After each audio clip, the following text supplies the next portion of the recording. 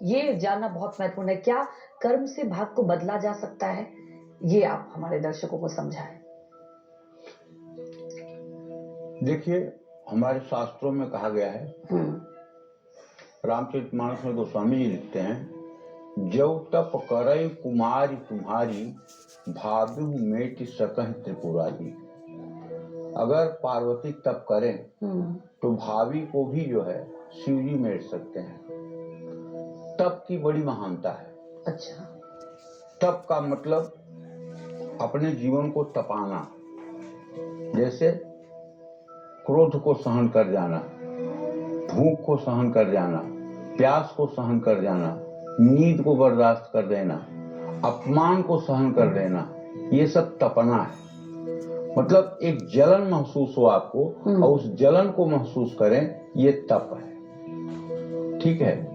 और तप के लिए आचार, विचार, चिंतन, खान पान सब कुछ ठीक होना चाहिए। लेकिन एक बात अच्छी तरह से जान लो जी, इस संसार में भगवान ने दो प्रकार की सृष्टि बनाई है, एक आसुरी सृष्टि और एक दैवी सृष्टि। जी, जी। एक देवताओं की सृष्टि और एक आसुरी सृष्टि। दैवी सृष्टि के बारे में गीता के 16वें अध्याय में 3 श्लोकों में वर्णन है। अभयम सत्व संशुद्धि ज्ञान योग व्यवस्थिति, दान दमश्च यज्ञश्च स्वाध्याय तप आर्जवम, अहिंसा सत्यम क्रोध शांति पैशुन्मेव च, दया भूते स्वलोलोपनम हीर मार्दव चराफलम, तेज क्षमा धृति शौचो द्रोहो नाथ मानिता, भवेद संपदम दैवी अभिजातस्य भारत।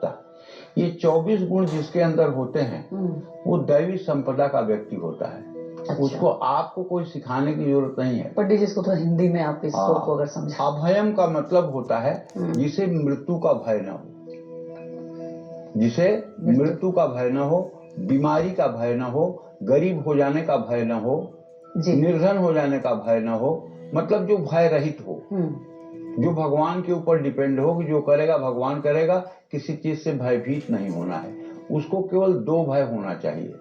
एक भय होना चाहिए भगवान का, दूसरा भय होना चाहिए अपने गुरु का, कि मैं कोई गुरु आज्ञा के विरुद्ध न चला जाऊं और मैं कोई अपने धर्म शास्त्र के आज्ञा के विपरीत न चला जाऊं। यही 2 भय होना चाहिए, बाकी कोई भय नहीं होना चाहिए। मृत्यु अभी आ जाए कोई दिक्कत नहीं, वेलकम, आओ। कैंसर हो जाए, हो जाओ, कोई दिक्कत नहीं, क्योंकि ये शरीर मरण धर्मा है। इस शरीर को चाहे जितने से अच्छे से रखो लेकिन मरेगा। तो जब मरना है इसको तो फिर डरना किस बात के लिए?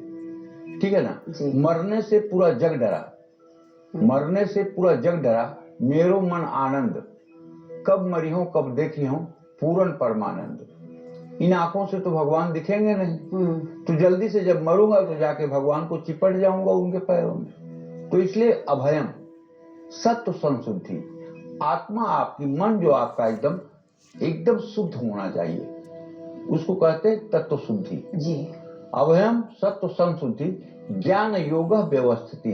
ज्ञान कहते हैं प्रभु के बारे में जानने की लालसा को, यही ज्ञान है। ज्ञान, योग, और ज्ञान में आरूढ़ होने को योग कहते हैं। अप्राप्त को प्राप्त करना योग कहलाता है। जी। उसमें व्यवस्थित होना। दान दमश्च यज्ञश्च, दान अपने सामर्थ्य के अनुसार दूसरे की मदद करना। दम कहते हैं इंद्रियों पर अपना, मतलब कि जो है अधिकार रखना।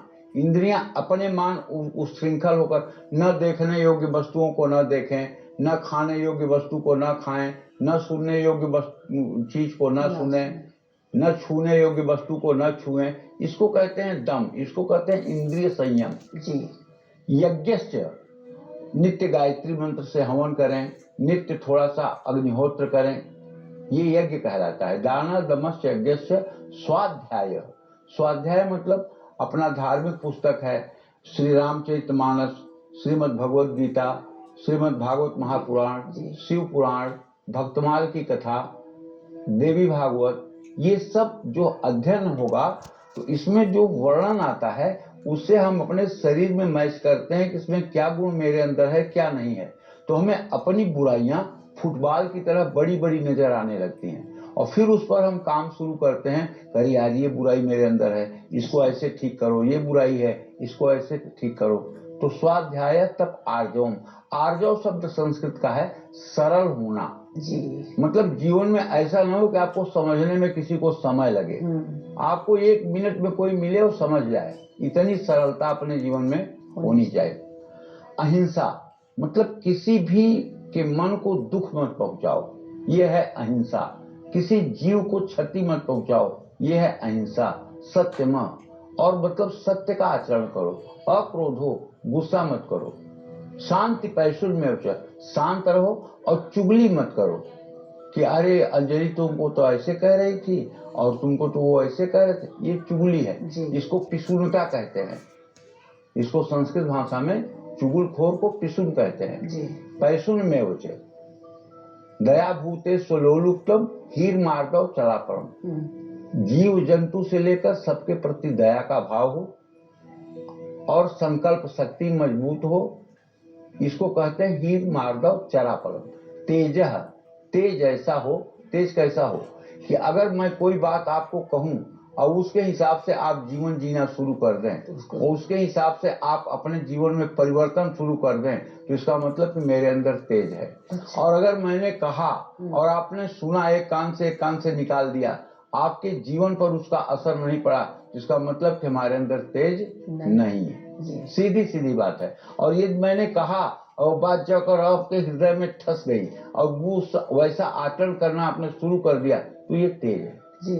क्षमा, चाहे जितना भी मतलब कि आपके पास ताकत हो और चाहे जितना भी निर्बल व्यक्ति कोई दुष्टता कर रहा है, उसको क्षमा कर देना, माफ कर देना, ये क्षमा है। धृति, धारणा शक्ति को धृति कहते हैं। अच्छी चीजों को धारण करने की क्षमता, ये धृति है। तेज, क्षमा, धृति। शौचो, शौच कहते हैं पवित्रता को।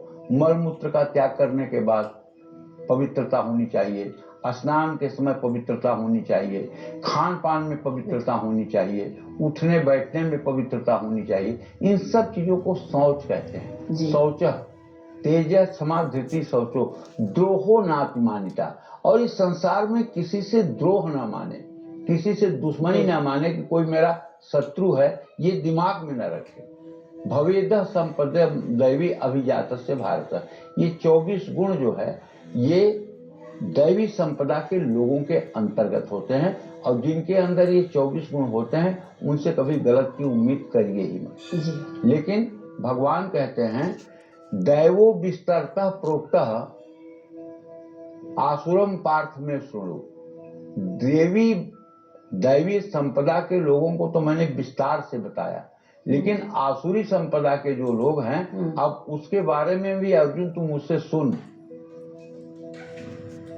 तो दैवी संपदा के बारे में, आसुरी संपदा के बारे में भगवान क्या कहते हैं? भगवान कहते हैं आसुरी संपदा के बारे में कि प्रवृत्तिम च निवृत्तिम च जना न विदुरासुरा न शौचम न पचाचारो सत्यम तेषु न विद्यते।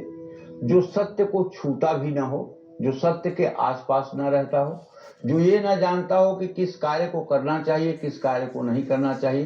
प्रवृत्तिम च निवृत्तिम च, प्रवृत्ति और निवृत्ति को जो न जानता हो, न जना विदुरासुरा, और न बुद्धिमान व्यक्तियों के साथ में रहता हो। शौचम ना पिचाचारो, न तो उसके अंदर पवित्रता हो और न उसके अंदर कोई अच्छा आचार हो। सत्यम तेषु न विद्यते, और सत्य से जिसका कोई संबंध नहीं है, ये आसुरी संपदा का व्यक्ति है। और दूसरा श्लोक कहते हैं दंभो दर्पो अभिमानश्च, दंभो दर्पो अभिमानश्च अज्ञान पौरुषमेव च अज्ञानम चाभिजातश्च पार्थ संपद आसुरी।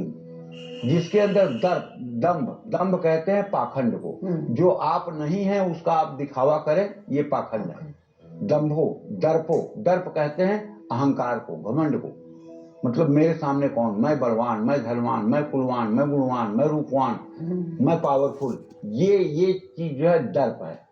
ठीक है। दंभो दर्पो अभिमानस्य, और अभिमान हो, अरे मेरे बराबरी में कौन, ये 2 कौड़ी का आदमी मेरे सामने क्या, तो ये अभिमान है। दंभो दर्पो अभिमानस्य, तो कहने का मतलब अज्ञानम चाभिजातस्य, और अज्ञान हो, ऐसे युग में जो पैदा हुआ है, वो आसुरी संपदा का व्यक्ति है जी। और आसुरी संपदा का व्यक्ति आसुर प्रकृति को ही अपनाएगा, चाहे जितना कोशिश करो। समझ रहे हो ना? जी, जी। जैसे कुत्ता ब्रिटेन का हो या कुत्ता भारत का हो, कुत्ता अमेरिका का हो या कुत्ता यूरोप का हो, वो पेशाब बिना एक टांग उठाए नहीं करेगा, वो एक टांग उठा के ही पेशाब करेगा। उसी तरह से आसुरी प्रवृत्ति में जन्मे हुए लोग चाहे उनको ब्रह्मा भी समझाएं तब भी वो अपने आसुरत्व को नहीं छोड़ेंगे। जैसे नीम की पत्ती को दूध से भी सींचा जाए तो उसकी पत्ती कड़वी होगी, उसी तरह से आसुरी संपदा वाले जो लोग हैं ये अपना आसुर स्वभाव नहीं छोड़ेंगे। हाँ, जो लोग दैवी स्वभाव वाले हैं और किसी कारण ज्ञान के अभाव में भटके हुए हैं वो जरूर हमारे कार्यक्रम को देख करके सुधार पर हो जाएंगे, लेकिन जो आसुरी संपदा के हैं उन्हें सब बातें तो हवा लगेंगी, मजाक लगेंगी, कोई मतलब ही नहीं है इन सब बातों पर उन्हें ध्यान देने का। समझ रही हो? तो ये कुछ उन लोगों के लिए कार्यक्रम है जिन लोगों के अंदर अच्छाई तो है लेकिन उसको प्रकट नहीं कर पा रहे हैं, उनको प्रकट करने का एक माध्यम है। तो कर्म और भाग्य यही है। जय मां विंध्यवासिनी।